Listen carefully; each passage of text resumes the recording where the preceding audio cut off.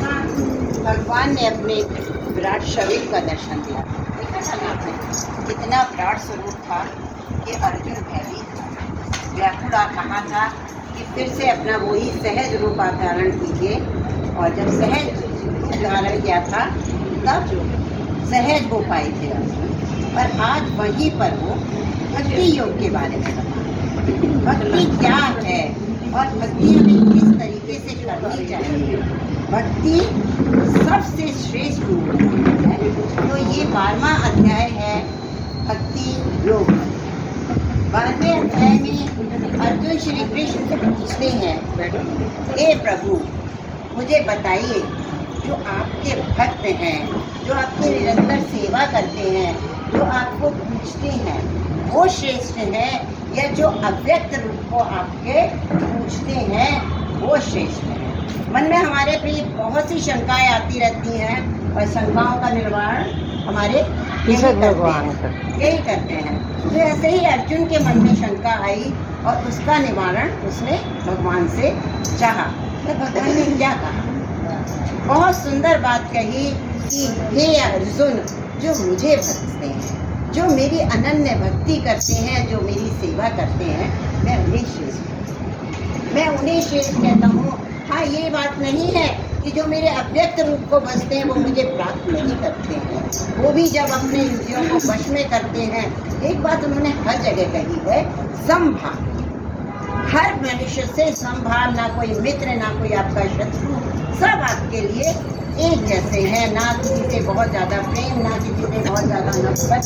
तो कहते हैं इंद्रियों को बस में कर कर समभाव रखते हुए जो मुझे पूछते हैं प्राप्त मैं उनको भी होता हूँ। पर श्रेष्ठ क्यों कहा? क्योंकि ये कठिन, इंद्रियों को बस में करना क्या आसान है? नहीं आसान है। तो कहते हैं ये कठिन मार्ग है और मेरी भक्ति करना ये सरल मार्ग है। तो मैं यही चाहता हूँ कि सरल मार्ग को अपनाओ और मुझे प्राप्त करो। जन्म मृत्यु के बंधन से दोनों मुक्त होंगे, दोनों मोक्ष को प्राप्त करेंगे। पर जब आपके पास सरल मार्ग है तो कठिन मार्ग की तरफ आप क्यों चल रहे हैं? सरल मार्ग को चुनिए ना।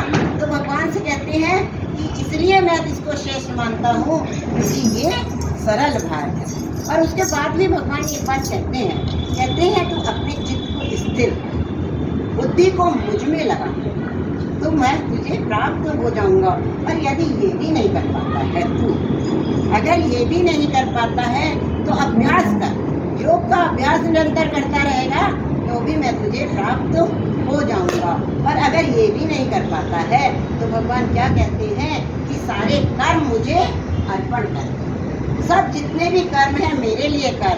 कोई भी कर्म है, यज्ञ है, पूजा है, पाठ है, भजन है, सब मेरे लिए कर। और अगर ये भी नहीं कर पाता, कितने ऑप्शन दे रहे हैं भगवान, ये देखिए, अगर ये भी नहीं कर पाता तो कर्म कर, छूट है तुझे कर्म करने की, पर फल की आशा मत, दिल साफ रखो, फल की आशा मत कर। फल की आशा जहाँ करेगा वहाँ तू प्राप्त नहीं कर पाएगा। और हम जो भी कर्म करते हैं फल की आशा से ही करते हैं। प्रभु 500 रुपए का प्रसाद चढ़ाएंगे, ये कार्य करा दो, प्रभु गाड़ी मंगवा दो, यज्ञ करवाएंगे। तो भगवान कहते हैं फल की आशा को त्याग दे, फल की आशा मत कर, कर्म कर तो मैं तुझे सहज से प्राप्त हो जाऊंगा। तो इस तरीके से वो कहते हैं ज्ञान का अनुशीलन मत कर क्योंकि ये कठिन मार्ग है। पर मेरा भक्त बन जा, मेरे को तू याद कर, मेरे को स्मरण कर, मेरा भजन कर, सारे कर्म मुझे अर्पण करता चल और उसमें आसक्त मत हो तो मैं तुझे प्राप्त हो जाऊंगा। फिर वो कहते हैं बहुत तरीके के भक्त हैं जो उन्हें प्रिय हैं, वो बताते हैं ऐसे भक्त मुझे प्रिय हैं जो समभाव करते हैं। समभाव से वही बात आ गई जो न किसी से द्वेष रखते हैं, न किसी से घृणा करते हैं, न किसी से ईर्ष्या करते हैं, न अहंकार करते हैं। हम लोग सबसे बड़ा हमारा दुश्मन क्या है? अहंकार। मैं करता हूँ।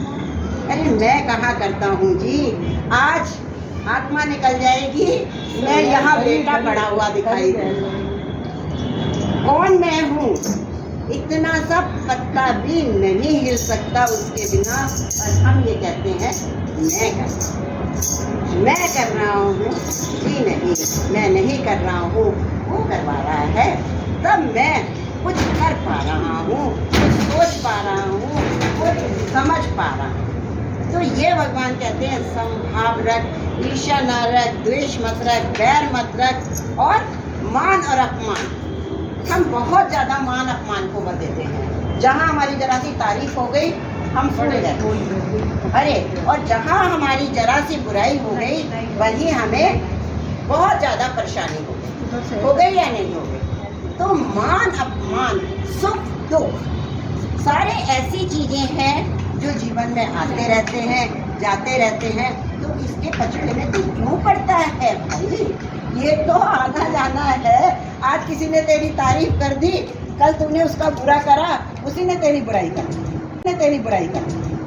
फैक्ट बता रही हूँ मैं। आज आपकी किसी ने तारीफ कर दी, कल आपने उसका कुछ इतना सा भी कर दिया, उसने आपकी तारीफ कर।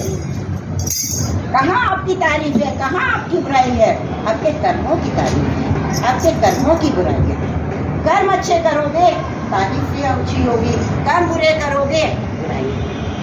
कर्म करो, मान अपमान से परे होके कर्म करो, सुख दुख से परे होकर कर्म करो, आसक्ति को तज कर कर्म करो। यही भगवान ने गीता में निरंतर समझाया है। एक उन्होंने ये भी बताया एकांत का जो सेवन करते हैं। एकांत के सेवन में हम क्या करते हैं? एकांत के सेवन में हम अपने आप को विश्लेषण करते हैं, हम क्या हैं, है ना? और जहाँ हमने अपने आप को विश्लेषण कर लिया कि हम क्या हैं, वही हम पापों से दूर होते चलेंगे। तो एकांत का सेवन जरूरी है।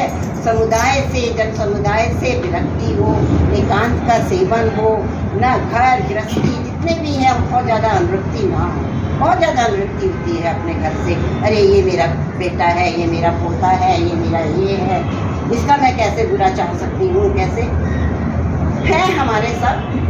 पर कहाँ है बताइए? कहीं है वो? चले जाएंगे। ना पोता, ना बेटा, ना घर, ना परिवार, ना गाड़ी, ना धन, ना पैदा। भगवान यही कहते हैं इसमें बिल्कुल समभाव से रहे, ना कुछ एक ना कुछ सम, और अंत में यही कहते चले जाते हैं मेरा भक्त बन और कुछ मत कर, और यही पर यह है समाप्त। जय श्री कृष्ण। जय श्री कृष्ण। बोल बांके बिहारी लाल।